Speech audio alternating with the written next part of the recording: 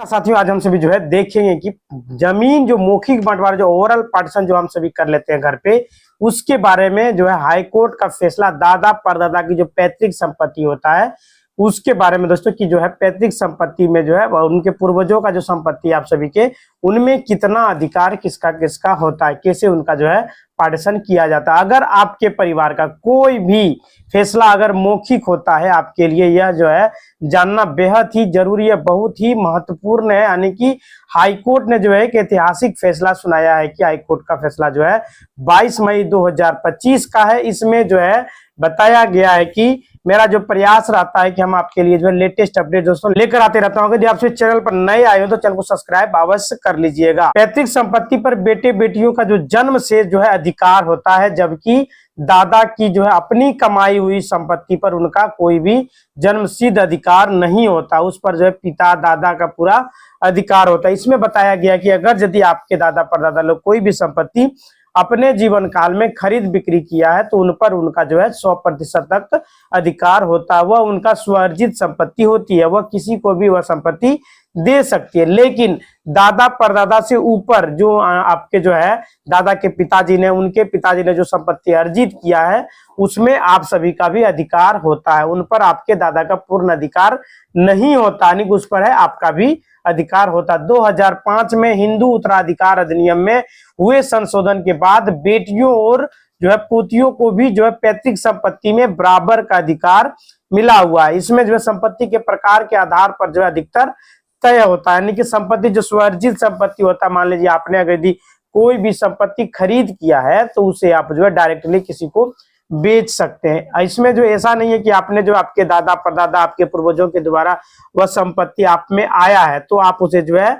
अपने आप नहीं बेच सकते, उसके लिए आपको अपने बेटे वगैरह यदि आपका बालिग है तो उसमें उसका भी अधिकार होता है, यानी कि आपका सभी का नीचे जो भी पीढ़ी है उनका अधिकार हो जाता है। लेकिन आपने जो स्वार्जित संपत्ति है उसमें आपका पूर्ण रूपेण अधिकार है, उस पर आपका आप चाहे तो उसे किसी को भी जो है बेच सकते हैं। पैतृक संपत्ति पूर्वजों से मिली हुई संपत्ति होती है जिसमें जन्मसिद्ध हक जो है सभी का होता है, जबकि स्वयं अर्जित संपत्ति खुद की कमाई हुई पर पिता की अपनी इच्छा को जो है दे सकता है। मतलब कि आपके पिता अगर यदि खरीदे तो वो जो है जिसको चाहे उसे दे सकता है, उनपे उनका पूरा अधिकार होता है। पैतृक संपत्ति में अधिकार जन्म से अधिकार होता है, कोई बच्चा अगर उस खानदान में जन्म लिया तो उसपे उसका भी अधिकार हो जाता है। पैतृक संपत्ति में बेटे और बेटी दोनों को जन्म से अधिकार होता है, बराबर का हकदार होता है। 2005 के संशोधन के बाद बेटियों को भी पैतृक संपत्ति में समान रूप से जो है हकदार जो है दिया गया और उन्हें जो है हिस्सा मिलना चाहिए। पिता के हिस्से में पोते का जो अधिकार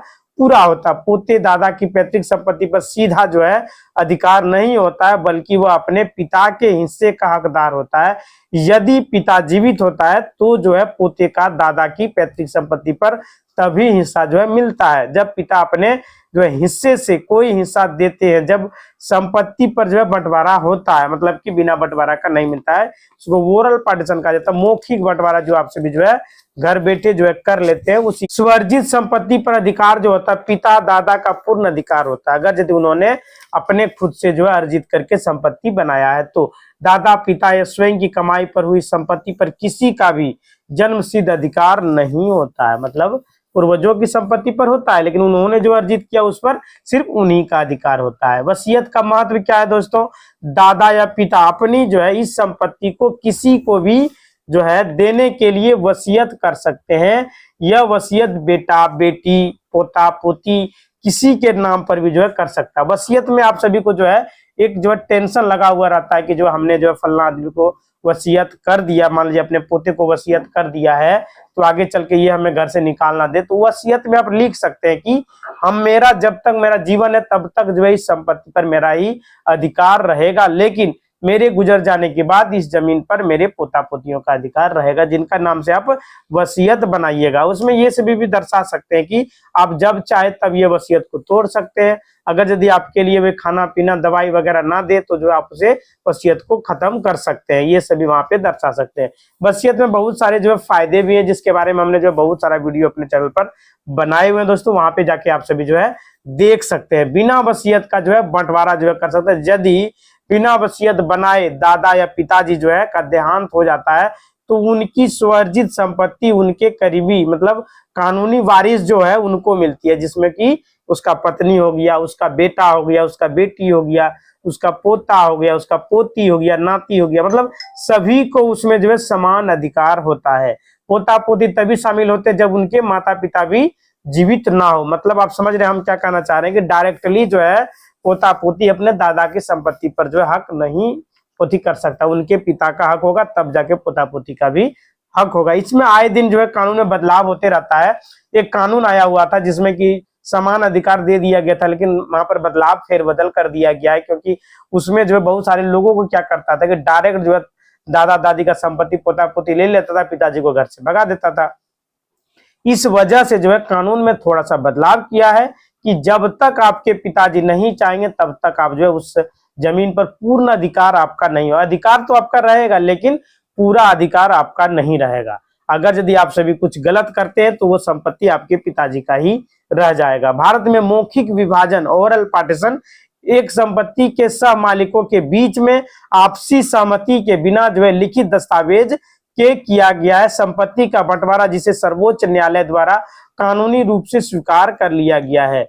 यह किसी भी संपत्ति पर लागू जो है हो सकता है, जैसे कि संयुक्त परिवार की संपत्ति पर, और विवाद की स्थिति में इसे साबित करने के लिए दस्तावेजी या मौखिक साक्ष्य जैसे कि राजस्व रिकॉर्ड और गवाहों की गवाही प्रस्तुत करने की आवश्यकता होती है। वहां पे जो है आपको गवाह वगैरह भी देना पड़ सकता है, जैसे कि ओरल पार्टीशन यदि आप सभी करते हैं तो। मौखिक विभाजन जो है दोस्तों वो होता क्या है, यह संपत्ति के सह मालिकों के बीच में आपसी समझ और समझौते से बिना किसी लिखित दस्तावेज के संपत्ति को बांटने की प्रक्रिया को जो है मौखिक विभाजन कहा जाता है।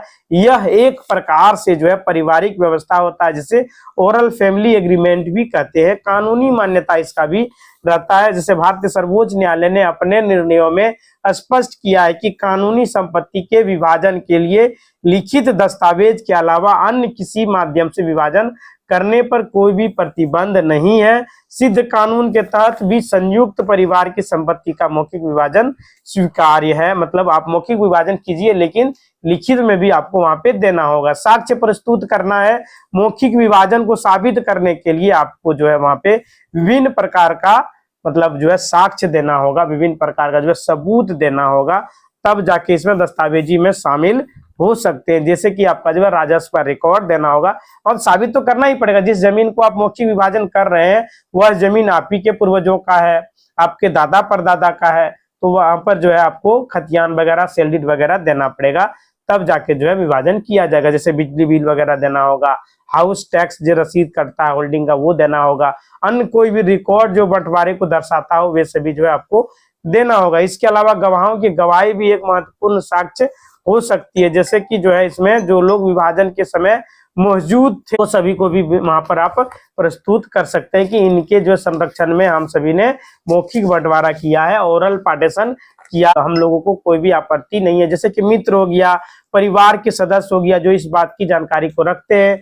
पड़ोसी वगैरह हो गया, गवाही में जो दिए थे वे सभी वहां पर देना होगा, तब जाके कानूनी मान्यता प्राप्त होगा ओरल पार्टीशन का। यह परिवार में शांति और सामंजस्य बनाए रखने का एक मूल्यवान तरीका है। मतलब कि आपसी सहमति से जो बंटवारा किया जाता है उसमें कोई भी लड़ाई झगड़ा मतलब कुछ भी नहीं रहता है, शांतिपूर्ण ढंग से आप सभी लोग घर में मिल बैठ के सारे भाई लोग ओरल पार्टीशन कर लेते हैं, तो उसमें सरकार को भी कोई भी दिक्कत नहीं है। गवाह का भी सिग्नेचर वगैरह करा के अपने पास कागज को आप रख लीजिए, कहीं भी दाखिल नहीं भी करिएगा, फिर बाद में वो आपका काम में आएगा। एक बार मौखिक रूप से जो है यह बंटवारा हो जाता है तो उसके बाद जो है वहां पे कुछ भी नजरअंदाज नहीं किया जाता। संपत्ति का बंटवारा सब दोनों जो है मान्य है, मतलब कानूनी रूप से मान्य है। अगर यदि आप वे से भी जो है दस्तावेज को वहां पे प्रस्तुत करते हैं, उसमें जो है मौखिक बंटवारा में आपको करना क्या है कि गवाह जो है, गवाह महत्वपूर्ण भूमिका उनका भी रहता है, उनका भी सिग्नेचर जो है कागज पर आप लेके रख सकते हैं कि हमने जो है ओरल पार्टीशन जो किया था उस वक्त जो है ये व्यक्ति वहां पर मौजूद था, उन्होंने भी जो है वहां पर साइन करेगा कि अब मेरे समक्ष जो है ये ओरल पार्टीशन किया गया है, इसमें कोई भी दिक्कत कोई भी जो है पक्षपात नहीं किया गया, सभी लोग का अधिकार वहां पर समान दे दिया गया है, सभी के सहमति के जो है अनुसार दिया गया। जमीन मौखिक बंटवारा जो है oral partition, Patna high court ने जो हाल ही में जो है मौखिक बंटवारे, ओरल पार्टीशन और दादा परदादा की पैतृक संपत्ति के अधिकार को लेकर कई महत्वपूर्ण जो है न्यायिक स्पष्ट किए हैं। मतलब बताया गया कि ओरल पार्टीशन भारतीय कानून में मौखिक बंटवारा जो है मान्य है दोस्तों, बशर्ते जो है परिवार की सहमति वहां पर होना चाहिए। उसके बाद जो है व्यवहारिक पालन, जैसे कि पोजीशन, रिकॉर्ड, टैक्स पेमेंट आदि लंबे समय तक किया गया हो। अदालत ने जो है कहा है कि केवल दावा जो है करना पर्याप्त नहीं है, स्पष्ट और ठोस प्रमाण भी होना चाहिए, मतलब सबूत होना चाहिए। संपत्ति का जो है अलग जो है कब्जा होना चाहिए, नामांतरण पार्टियों का जो अलग रजिस्ट्रेशन होना चाहिए, भू राजस्व का जो अलग भुगतान जो किया गया है, मतलब लगान वगैरह जो पेमेंट किया गया है वो रसीद होना चाहिए। पड़ोसी या गवाहों का जो है बयान जो है रहना चाहिए।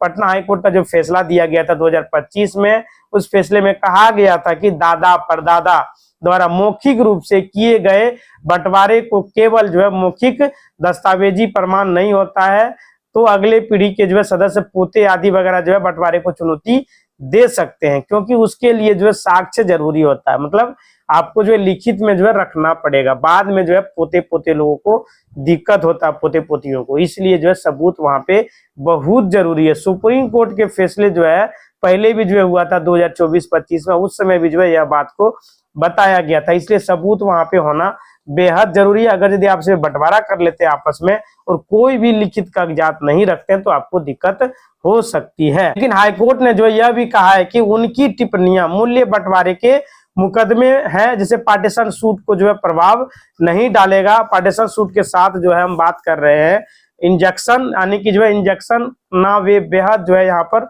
समस्या जो है उत्पन्न करती है। इंजेक्शन जो होता है, इंजेक्शन पिटीशन, इसके लिए जो मामला है वहां पर बिगड़ सकता है, मतलब कि जो है लड़ाई झगड़ा करने के बाद। तो अब बात करेंगे सबसे पहले यह फैसला जो है विवाद जो है मौखिक बंटवारा जो है करना, ओरल पार्टीशन करना, यह भी जो है वहां पे ज्यादा दिन तक आपको जो है नहीं रखना चाहिए। इसको जो है कागजी प्रक्रिया में बदल के लिखित रूप से जो है सभी को रखना चाहिए। इसकी जो मौखिक बंटवारा जो आप सभी यदि करा लेते हैं, लेकिन कानूनी तौर पर मौखिक बंटवारा का कोई भी मान्यता नहीं होता है। यानी कि आपके पास अगर जो है अनरजिस्टर्ड डॉक्यूमेंट है, आपके सारा कुछ मौखिक तौर पर कर दिया गया, तो कानूनी तौर पर जो है मान्यता नहीं है। कोर्ट में से बताइएगा तो नहीं माना जाएगा।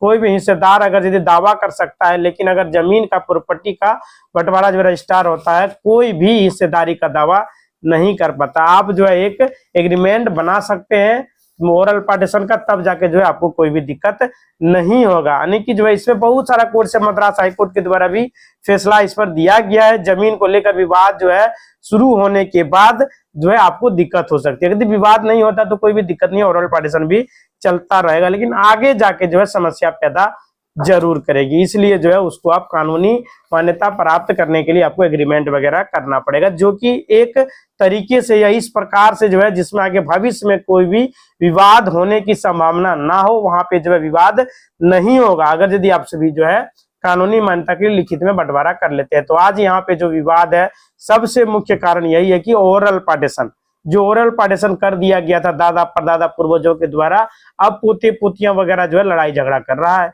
कि यहाँ पे नहीं हमको लेना, वहां पे हमको लेना है। इस प्रकार से जो है गलत बंटवारा कर दिया गया था।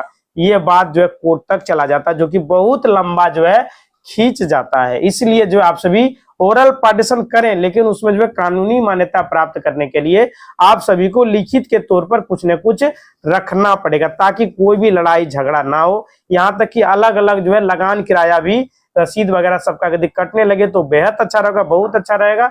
इसलिए आप सभी को अपने नाम पर जो है ट्रांसफर कराना बेहद जरूरी है। वंशावली वगैरह दीजिए।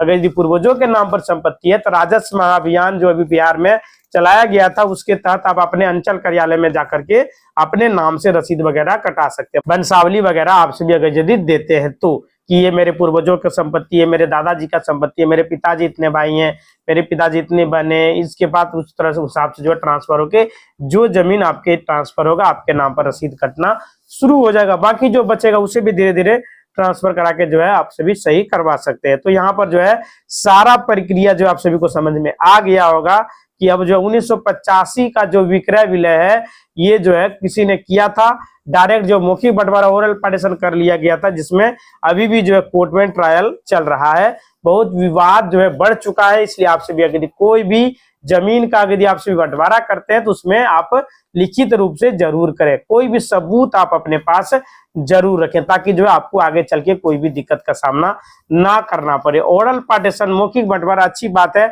कर सकते हैं, 10 साल 5 साल के लिए सही है, लेकिन 20 साल 50 साल तक आप नहीं रख सकते, उतना वैलिड वो नहीं है। अगर यदि आप ओरल पार्टीशन कर लेते हैं तो 5 साल तक सही है, 6ठा 10वां साल के बाद आप जो है उसको लिखित में बंटवारा को उसको जो है पूर्ण रूपेण कानूनी हक जो है दे देना चाहिए, कानूनी रूप जो है उसमें दे देना चाहिए, ताकि आपको जो है कोई भी दिक्कत ना हो। इसी तरह का वीडियो देखने चैनल को लाइक करें, शेयर करें और सब्सक्राइब करें। धन्यवाद।